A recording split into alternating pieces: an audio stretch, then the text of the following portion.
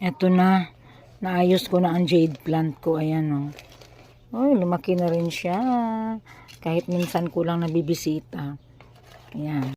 At maganda ang lupa. Ililipat ko dito. Eto. Ito siya kasi malago na o. Dami ng tawag nito. Sibol. Ayan, dami na. So, ililipat ko to dito. Para dumami sila. Kasi maganda, yung dahon niya may kulay. Hindi lang siya pure green. Eto na siya. Nailipat ko na yung isang sibol niya. Diba? O, ayan o. Parang walang nangyari. Parang hindi naman nakuhaan. Isa lang naman kasi ang kinuha ko. Ayan lang.